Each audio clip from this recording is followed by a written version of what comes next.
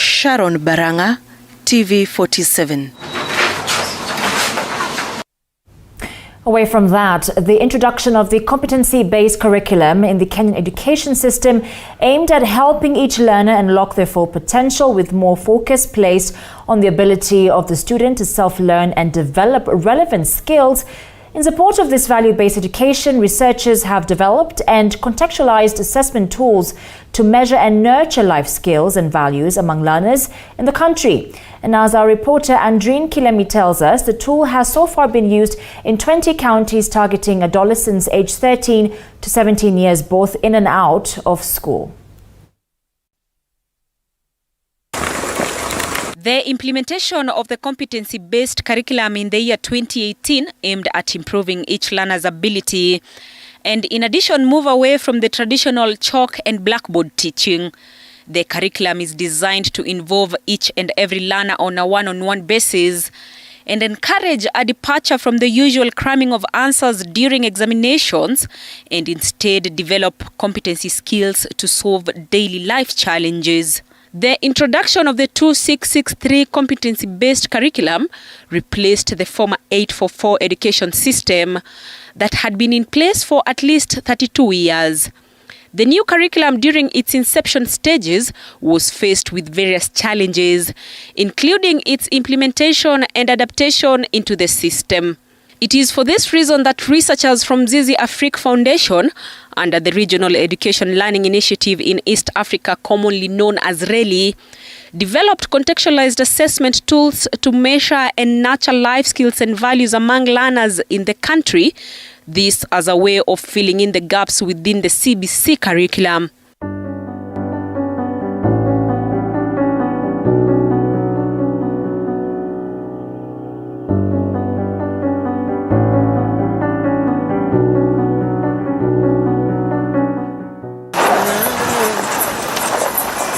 100 kilometers south of Narok town, we travel in the company of researchers and assessors from Zizi Afrique deep into Oltarakwai village. We are forced to use this four-wheeled vehicle to easily navigate the bad roads. Roughly 1.5 hours later, we arrive at Mama Nampaso's homestead, accompanied by a village elder who introduces us to the family. And as listed among rules that guide the assessors on ground, they first introduce themselves to the owner of the home, and after permission is granted, the assessment process officially kicks off. But there seems to be a little bit of a challenge here: language barrier. The assessor is then forced to use his native language Maasai to get through his first assessment of the day.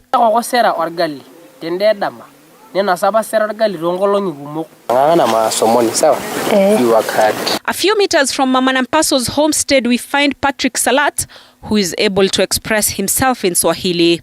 The learners have been trying, according to the way we have been assessing them. We did not face a lot of challenges because they were able to answer those questions. And I can say generally, it's only that they are passing some of the challenges.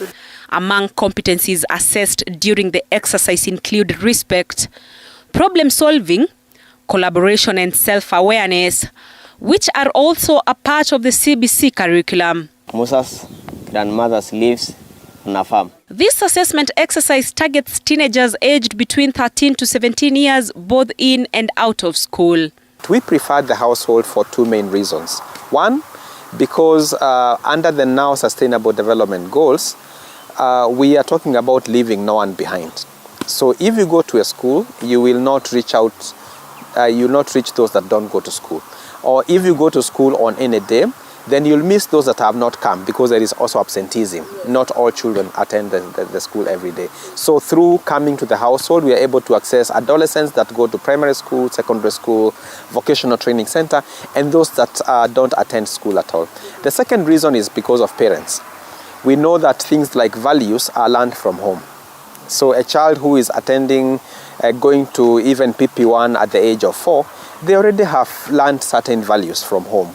So unless if parents are brought into this conversation, then we may not win this battle. So by coming to the household, we are able to converse with parents. They are able to sit there and see what is happening.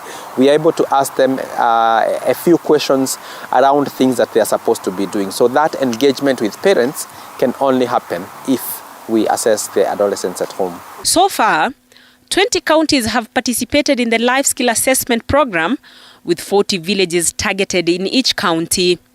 Each homestead is visited by at least 2 assessors. As one is asking questions to the teenagers, the other one takes notes as they record data that will later be used to create policies within the Ministry of Education. What we are doing is contributing in getting ideas on how to develop our own tools to assess this without borrowing tools that are developed for other, like European or American context and bring them here. So we think that the next step after this will be to work with the Kenya National Examinations Council. They have been participating in this process of developing this tool, but we could do more together if the people who develop the national assessments, like now the grade 3 assessment, which we all know very well, also integrates the assessment of these kind of competencies and not just English, reading and mathematics and science. So we think that in the next 2 to 3 years, we may support the system to integrate the measurement and assessment of these competencies for CBC.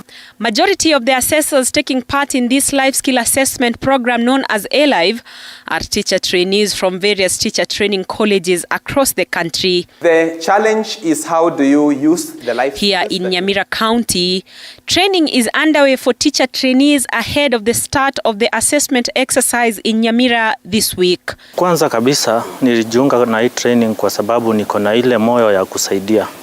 So as a frontier, then sana mimi ni mwalimu. Hii training itanisaidia kujua zile competences venye zinasaidia wanafunzi.